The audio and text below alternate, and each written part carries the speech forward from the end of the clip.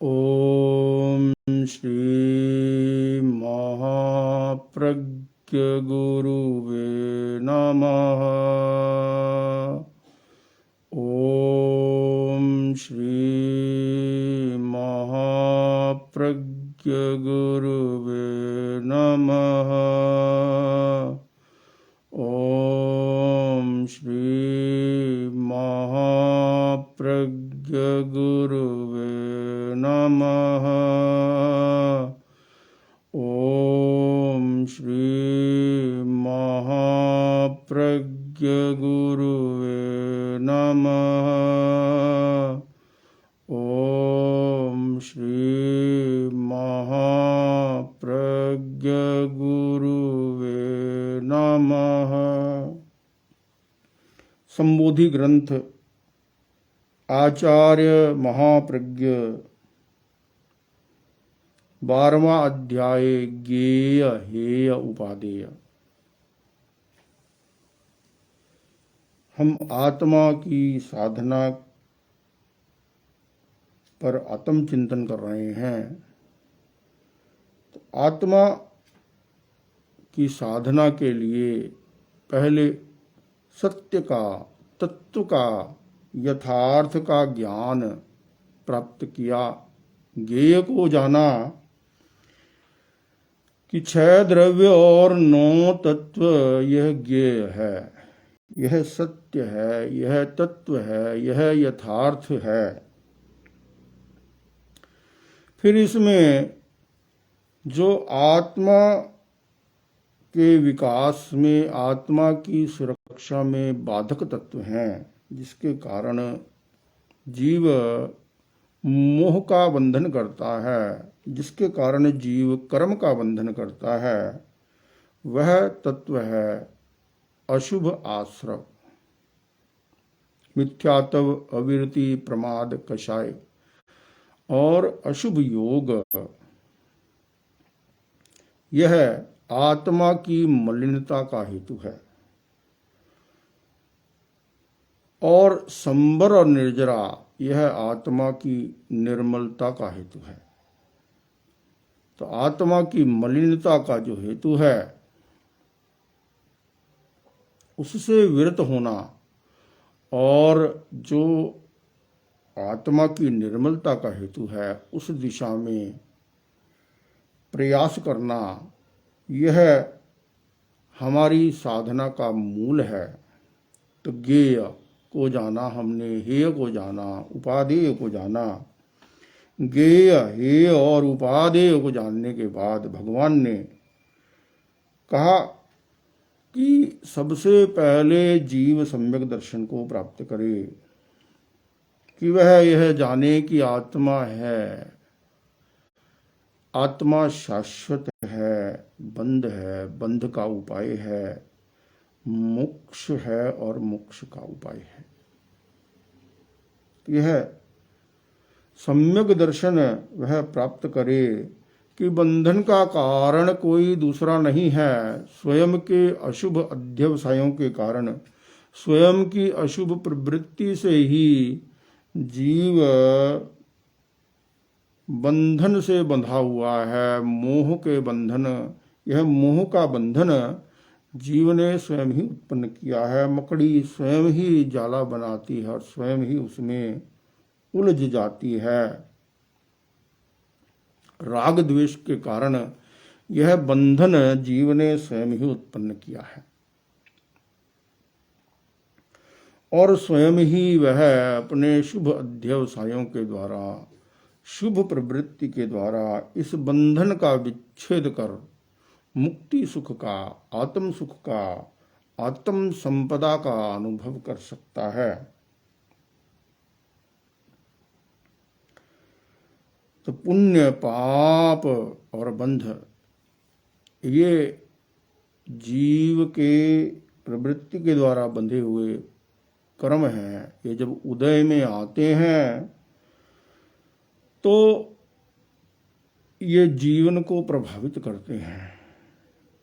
कर्म के उदय से ही जीव को शरीर प्राप्त होता है। कर्म के उदय से ही जीव विभिन्न गतियों में जन्म लेता है, भ्रमण करता है।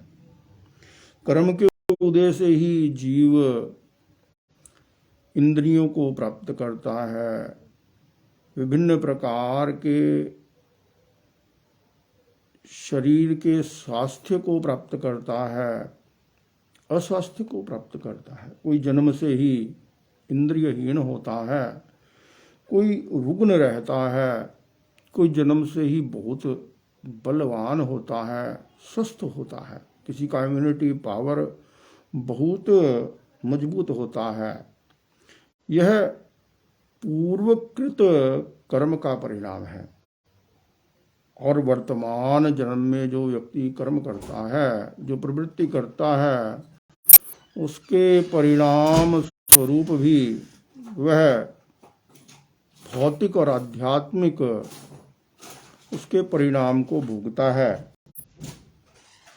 तो हमने जो पूर्व जन्मों में कर्मों का उपार्जन किया, उनके भी भौतिक और आध्यात्मिक परिणाम हमारे सामने आते हैं।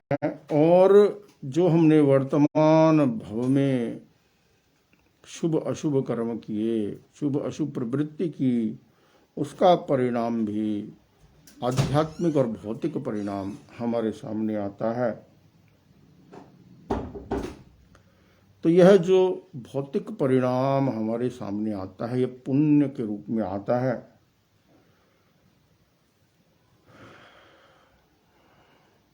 यह जो शरीर आदि की प्राप्ति होती है, जो आत्मिक परिणाम है, अध्यवसायों की जो शुद्धि का परिणाम है, शुभ परिणाम है, वह जीव स्वयं ही उत्पन्न करता है। इसी प्रकार से पाप का भी परिणाम विविध रूप में हमारे सामने आता है, परंतु जो आश्रव तत्व है वह जीव स्वयं ही उत्पन्न करता है। जीव स्वयं ही आश्रव करता है, वह अशुभ अध्यवसायों को उत्पन्न करता है। तब उसका ज्ञान चेतना जो है वह सो जाता है, उसकी संयम की चेतना सुप्त हो जाती है। तो आचार्य श्री ने आगे कहा कि यदि तुम्हें कर्मों से मुक्त होना है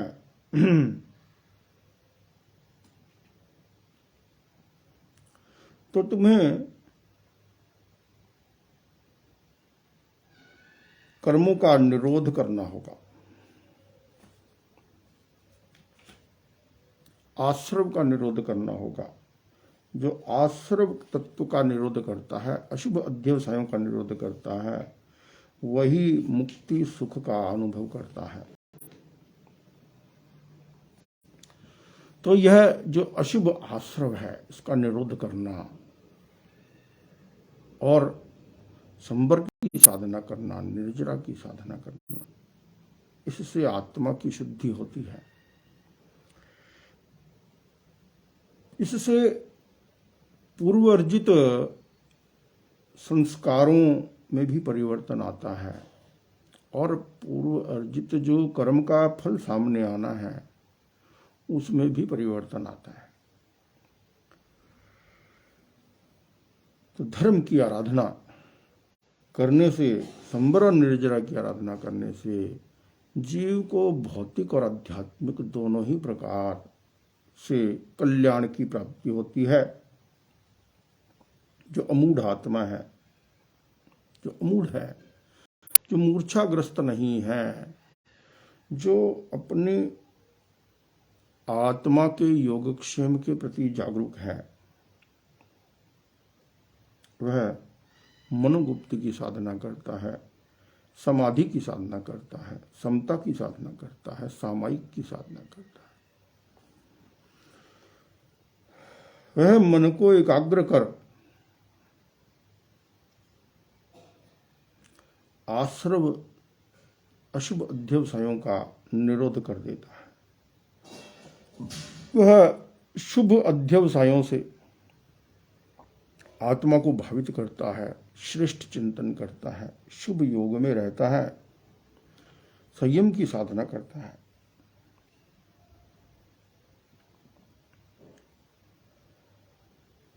तो यह संबर और निर्जरा, इसमें समस्त योग समा जाता है, क्योंकि योग संबर और निर्जरा के द्वारा जीव का मोक्ष के साथ मोक्ष की उपलब्धि होती है। जीव को उसे समाधि की उपलब्धि होती है, इसलिए इसे योग कहा गया है। और ये संबर और निर्जरा में जीव संयम की भी आराधना करता है, तप की भी आराधना करता है। तो भगवान ने कहा कि यदि तुम्हें अपने संस्कारों का परिमार्जन करना है, यदि तुम्हें अच्छी आदतों का निर्माण करना है, अच्छे संस्कारों का निर्माण करना है, यदि तुम्हें अपने चिंतन को अच्छा बनाना है, अपनी वाणी और व्यवहार को अच्छा बनाना है, यदि तुम्हें अपनी इच्छाओं का परिमार्जन करना है, अपनी भाव धारा को निर्मल बनाना है, तो तुम्हें तप करना होगा। और यह तप जो है दो प्रकार का है, बाह्य तप और आभ्यंतर तप। बाह्य तप के अंतर्गत विविध प्रकार के भूख के कष्ट को सहन करे और भूख का त्याग करे, भूख पर नियंत्रण स्थापित करे। क्योंकि जो कष्ट को सहन करता है, कष्ट को सहन करने से सहन शक्ति का विकास होता है।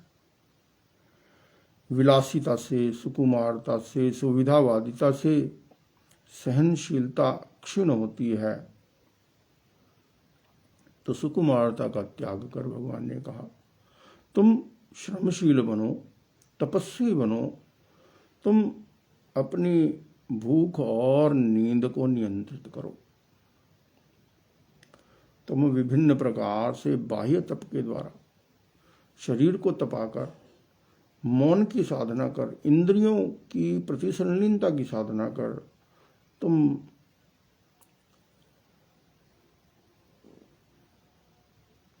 स्वयं को साधना के लिए तैयार करो, अपनी शक्ति को बढ़ाओ, अपनी नियंत्रण शक्ति, अपनी संयम शक्ति का विकास करो। संयम का अभ्यास करने से संयम की शक्ति बढ़ती है। और जो भोगों में लिप्त रहता है, भोगों में ही लिप्त रहने के कारण उसकी असंयम बढ़ता चला जाता है, अपने आप पर उसका नियंत्रण घटता चला जाता है, वह उसका जीवन अनियंत्रित हो जाता है। तो इसलिए तप करना अत्यंत आवश्यक है। इससे आत्म नियंत्रण की शक्ति बढ़ती है, आत्म नियंत्रण का अभ्यास होता है। इसके अंतर्गत काय क्लेश, अनशन, उनोदरी, भिक्षाचरी, रस परित्याग, काय क्लेश और प्रतिसंलीनता, ये 6 प्रकार के बाह्य तप का भगवान ने वर्णन किया। तब मेघ ने प्रश्न किया कि भगवान, ये जो तप करेंगे इसमें तो बहुत कष्ट का सामना करना होगा। धर्म जहां कष्ट है फिर दुख होगा, तो दुख की निवृत्ति के लिए, कष्टों के निवारण के लिए ही तो धर्म किया जाता है। और यदि धर्म करने से भी दुख मिलता है, कष्ट मिलता है, तो फिर धर्म का प्रयोजन क्या हुआ। तो भगवान ने कहा कि मेघ, तुमने धर्म के मर्म को नहीं समझा, अधर्म के मर्म को भी नहीं समझा, तुम कष्ट के रहस्य को भी नहीं जानते हो।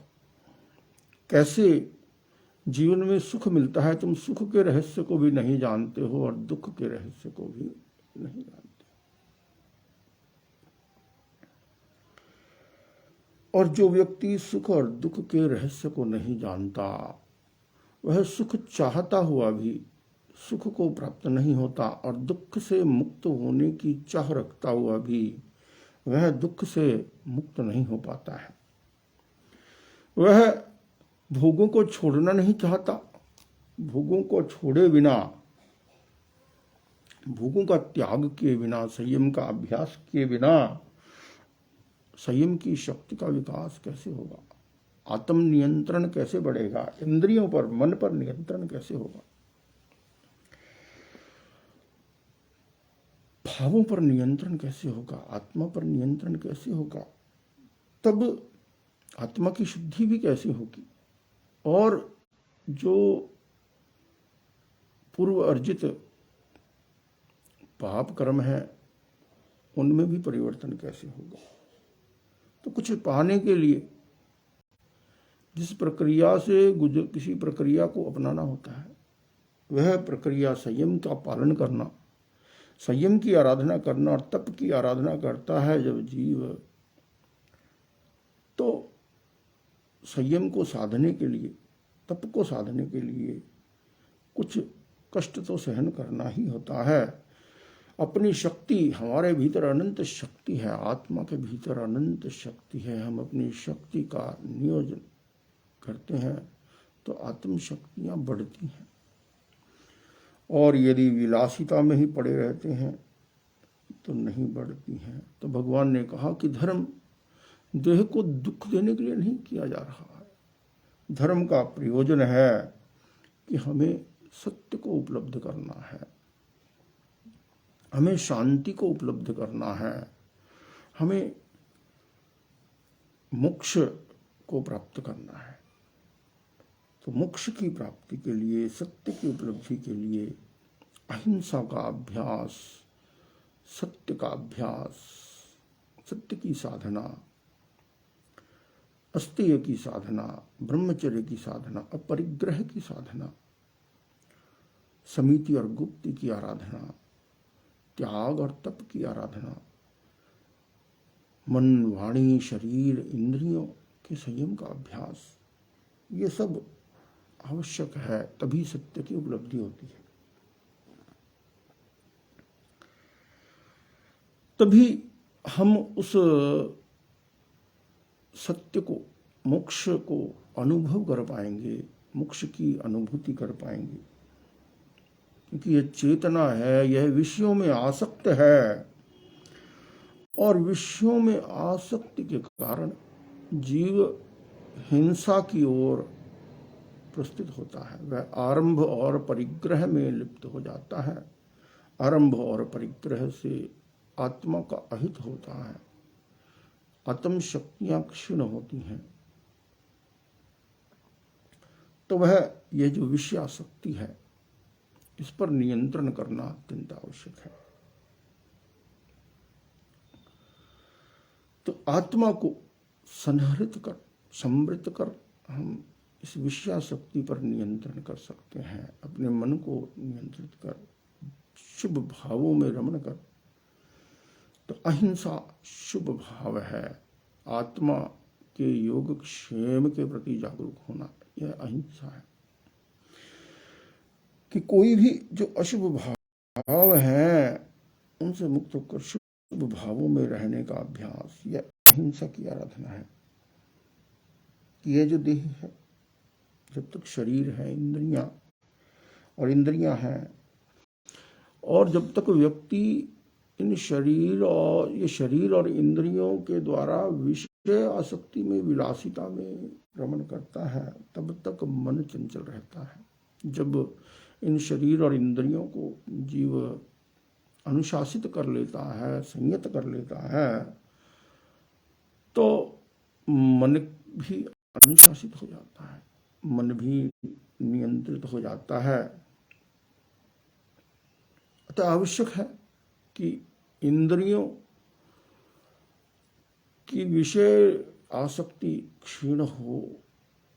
इंद्रियों का हमें कैसे उपयोग करना है, कब उपयोग करना है, कितना उपयोग करना है, और इंद्रियों की शक्ति क्षीण न हो, इंद्रियों की शक्ति कैसे बढ़े, उसके लिए प्रतिसंलीनता तप, इंद्रियों को विश्राम देना अत्यंत आवश्यक है। ये विषयों की तरफ भागती रहती हैं, इनकी शक्तियां भी क्षीण हो जाती हैं इंद्रियों।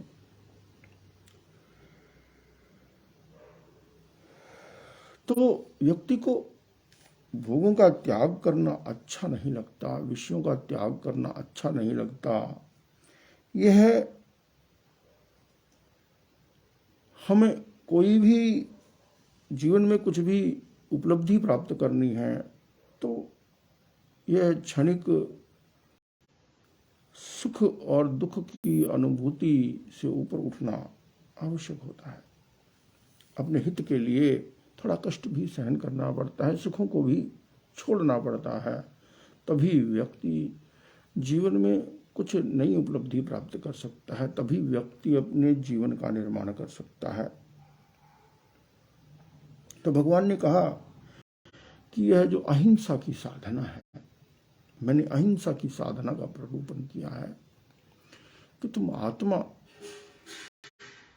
के प्रति सजग बनो, स्वयं के भीतर भी विद्यमान आत्मा को देखो और दूसरे जीवों के भीतर भी विद्यमान आत्मा को देखो, आत्म तत्व को देखो, आत्म तत्व को जानो।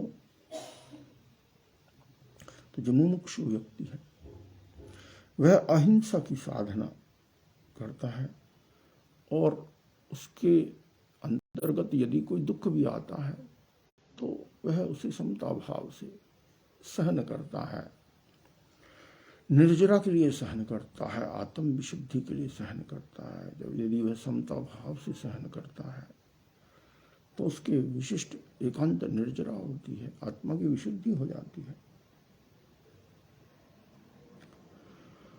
तो यह जो शरीर है, शरीर जब शरीर को स्वस्थ रखना अत्यंत आवश्यक है, शरीर की शक्ति का विकास करना भी आवश्यक है, परंतु यदि शरीर अनुशासित नहीं है तो जब यह शक्तिशाली होता है, जब यह स्वस्थ होता है, तब व्यक्ति अपने हित अहित का उसे भान नहीं रहता, वह मस्ती में चला जाता है, वह इंद्रिय सुखों के पीछे भागता रहता है। फिर उसे अच्छा भोजन भी चाहिए, उसे कर्ण प्रिय संगीत भी चाहिए, फिर उसे आंखों को प्रिय लगने वाले दृश्य भी चाहिए, सुखद स्पर्श भी चाहिए। फिर इस सुख की चाह में उसकी सहनशीलता क्षीण हो जाती है, द्वेष भाव भी जागृत हो जाता है। इस सुख में यदि कुछ बाधक होता है, कोई चीज, कोई व्यक्ति बाधक बनता है, कोई परिस्थिति बाधक बनती है, तो वह उसे सहन नहीं कर पाता। और यदि कोई अप्रिय शब्द, अप्रिय रस, अप्रिय दृश्य उसके सामने आता है तो उसे भी वह सहन नहीं कर पाता है। साधक स्वयं साधना के द्वारा, तप के द्वारा विभिन्न प्रकार के कष्टों को सहन करता है, 6 प्रकार के तप के द्वारा। फिर परिशह, कोई परिशह उत्पन्न हो जाता है, उसे सहन करता है। कोई उपसर्ग कर दे यदि, तो उसे भी सहन करने का प्रयत्न करता है। तो इस प्रकार से साधक कष्टों को सहन करते हुए अपनी आत्म शक्तियों आगे बढ़ाते अपने लक्ष्य की ओर आगे बढ़ता चला जाता है। जो शक्तिहीन मनुष्य है, आचार्य श्री ने कहा कि जो शक्तिहीन मनुष्य है वह इसे प्राप्त नहीं कर सकता। वास्तव में कोई भी शक्तिहीन नहीं है जब व्यक्ति अपनी शक्तियों का, अपने ज्ञान का उपयोग, सम्यक उपयोग नहीं करता, तब वह अज्ञानी और शक्तिहीन, दुर्बल सा हो जाता है। हमारे भीतर अनंत शक्ति है, मनुष्य के पास ज्ञान है, मनुष्य के पास वीर है, संकल्प शक्ति है, जिसके द्वारा हम आत्मा का योगक्षेम कर सकते हैं, संयम की साधना कर सकते हैं। आगे कहा, न केवलमसौ देह कृषि कार्यो विवेकिना न च बृहन्यो अस्ति मतम संतोलनम मम। भगवान ने कहा, मेरा यह अभिमत नहीं है, मेरा यह अभिमत है कि विवेकी व्यक्ति न तो देह को ज्यादा कृश करे और न ज्यादा उपचित करे। देह का संतुलन ही सबसे अच्छा है। कि देह को कृश करना साधना का प्रयोजन नहीं है। साधना का प्रयोजन है कषाय को प्रतनु करना, मोह को प्रतनु करना, राग द्वेष को क्षीण करना। और राग द्वेष को क्षीण करने के लिए विविध प्रकार के त्याग की साधना, आत्मनियंत्रण की साधना साधक करता है, तो उससे स्वयमेव ही शरीर में जो आसक्ति के कारण वह जो शरीर में विभिन्न प्रकार के का असंतुलन उत्पन्न हो जाता है, इंद्रियों का जो उसका असंतुलन हो जाता है, वह संतुलन में आ जाता है, समता में आ जाता है। तो शरीर साधक का कृश हो जाता है। जो साधक खाद्य संयम करता है, तप करता है, जो काय क्लेश की साधना करता है, तो उसका शरीर पर भी प्रभाव पड़ता है। शरीर भी स्वस्थ होता है और आत्मा भी स्वस्थ होता है, मन भी स्वस्थ होता है। इंद्रियाणि प्रशांतानि विहरेर्यु यथा यथा तथा तथा प्रवृत्ति नाम देहि नाम संयमो मत। उपशांत इंद्रियां जैसे जैसे प्रवृत्त होती हैं, वैसे वैसे मनुष्य की देही शारीरिक प्रवृत्तियां संयत होती चली जाती हैं। तो हमें इंद्रिय और मन के प्रवर्तन से की प्रवृत्ति से हम मुक्त नहीं हो सकते। इंद्रिय और मन की प्रवृत्ति करनी है। अपने भौतिक और आध्यात्मिक कार्यों की सिद्धि के लिए हमें इंद्रिय और मन का उपयोग तो करना ही होगा। तो जब शांत होकर पहले प्रतिसंलीनता के द्वारा, विविध प्रकार के तप के द्वारा शक्ति का विकास होता है, संयम नियंत्रण शक्ति का विकास होता है। फिर जीव उपयोगिता के अनुसार इंद्रिय और मन का प्रवर्तन करता है, तो उसकी जो प्रवृत्तियां हैं, शारीरिक प्रवृत्तियां हैं, वे भी संयत होती चली जाती हैं। उसका बोलना भी संयत हो जाता है, खाना भी संयत हो जाता है, सोना उठना चलना बैठना सब कुछ संयत हो जाता है। दोष निर्हरणायेष्टा उपवासाद्युपक्रमा प्राण संधारणायासो आहारो मम सम्मत।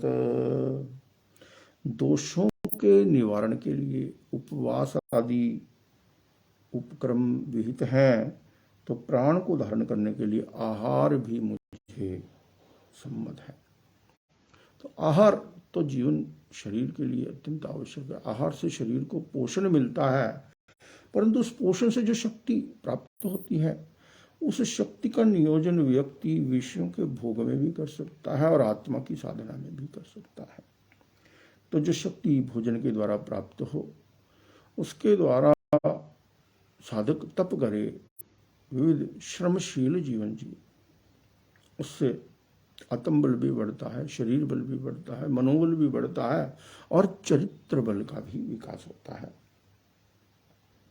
तो इसलिए भगवान ने कहा कि आहार, संयम पूर्वक आहार करना भी साधना में सम्मत है। आहार और अनाहार का संतुलन करना आवश्यक है। अहिंसा धर्म संसिद्धौ विवेको नाम दुष्कर तेन वत्स मया धर्म घोरो असौ प्रतिपादिता। अहिंसा धर्म की संसिद्धि साधना में विवेक होना अत्यंत दुष्कर है। वत्स इसी दृष्टि से धर्म को मैंने घोर कहा है कि धर्म घोर होता है। कोई भी कार्य जब हम उसकी सिद्धि के लिए, जब उस कार्य को करने के लिए प्रस्तुत होते हैं तो उस कार्य में कठिनाइयाँ आती हैं, कठिन लगता है कार्य। परंतु जैसे जैसे व्यक्ति अभ्यास करता है, जैसे जैसे साधना के पथ पर आगे बढ़ता चला जाता है, तो सब कुछ सहज होने लग जाता है। अभ्यास से साधना में परिपक्वता आती है। तो भगवान ने कहा कि अहिंसा धर्म की सिद्धि के लिए विवेक का होना बहुत दुर्लभ है। व्यक्ति का विवेक जागृत हो, आहार और अनाहार का विवेक, कि धर्म क्यों करना है, कि जिससे मेरे जीवन में विनय का भाव बढ़े, क्षमा का भाव बढ़े, अहिंसा का अवतरण हो, इंद्रियों पर मन पर संयम स्थापित हो, श्रमशील जीवन हो, विलासिता कम हो जीवन में, सुकुमारता कम हो, सुविधावादिता कम हो।